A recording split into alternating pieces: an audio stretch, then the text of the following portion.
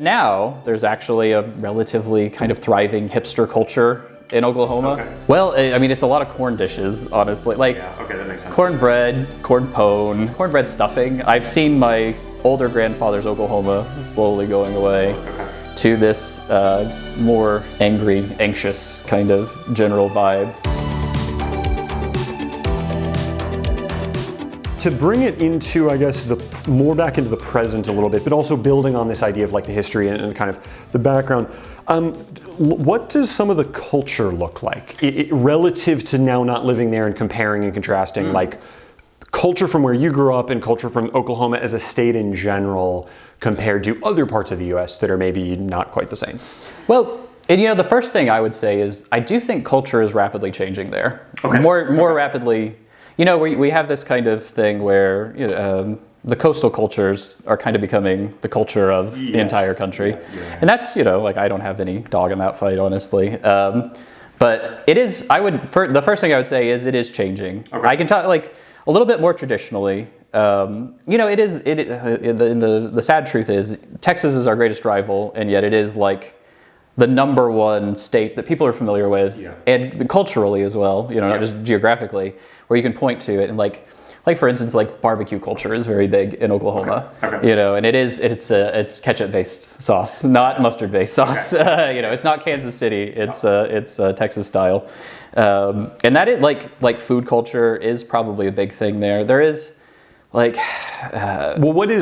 to focus on, but what would food culture be specifically in terms of like, so barbecue, but like, dishes in particular that would be notable for like that state or? Yeah. Well, I mean, it's a lot of corn dishes, honestly. Like, that makes sense. Cornbread, corn pone, things like that. Not like cornbread stuffing. I didn't even know that there was another stuffing until I flew down here. Oh, you didn't even know there was another one. There was bread stuffing. Just plain bread stuffing. But yeah, it is like, that is one of the things is it's kind of, it is colored by, it's a state that is a little less well off than the surrounding states as well.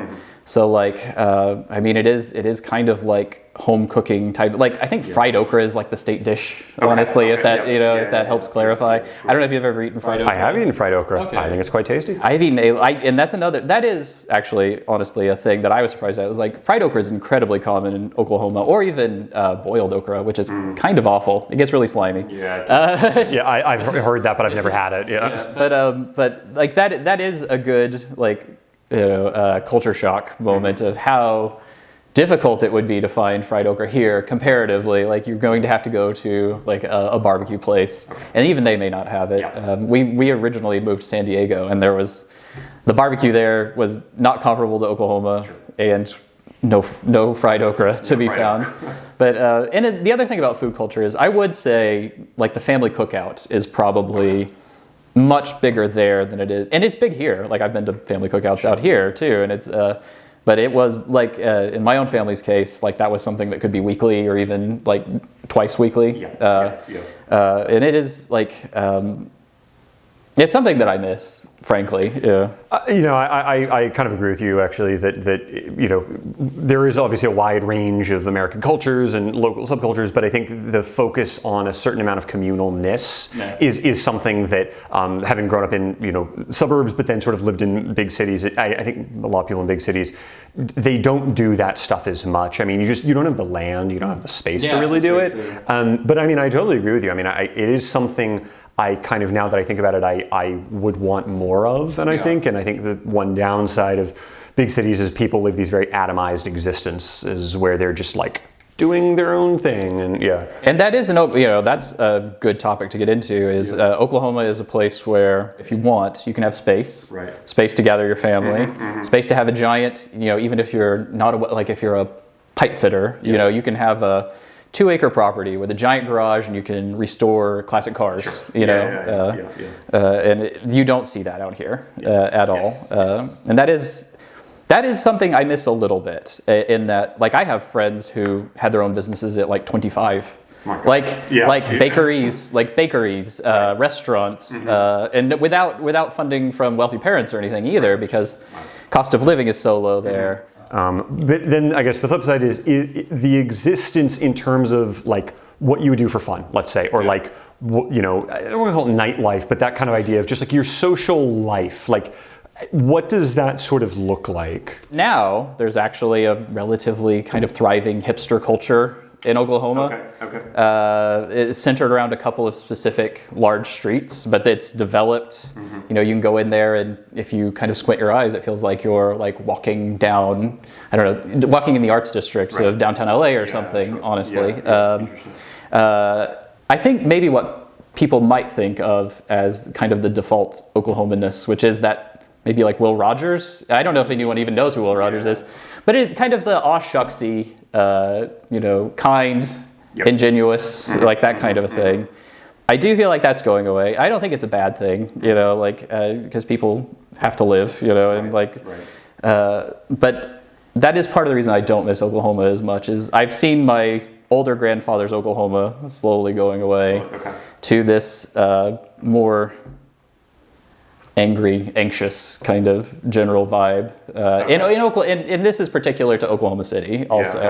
I can't speak to the entire state. I could mostly speak to Oklahoma City and Moore, which is a tiny suburb of Oklahoma City, and Durant. Which, but when you say an angry, anxious vibe, what is that? Well, it is like it's interesting. I think what part of it is like what I was talking about with like it's a place of space is kind of changing. Like they're seeing that change as well, where previously like giant rambling suburbs are shrinking down into smaller and smaller places, and the infrastructure really isn't exactly there to support that. So like instead of having 6-lane roads, you have a bunch of 2-lane roads, and people get road rage when you know you've got the entrance to your subdivision blocked off by a traffic jam. People go crazy. That and again, these are very particular like observations like from the times that I've gone back there. So like I do love Oklahoma. Like I'm not negative on Oklahoma, but it does feel like and I do think it also goes to the economy where.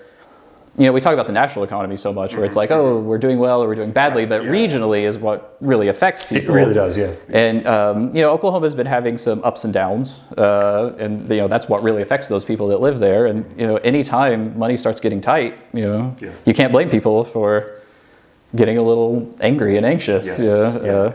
But that, and segueing to general Oklahoma, I would say like lake going culture is huge there. There was that is like probably the preferred single, pastime, especially in summer. It's getting hot, and Oklahoma can be very muggy, but it's really wonderful to like go out on the lake, you zip around, you water ski, you jet ski, all of those kinds of activities. Yeah, I mean that's sort of.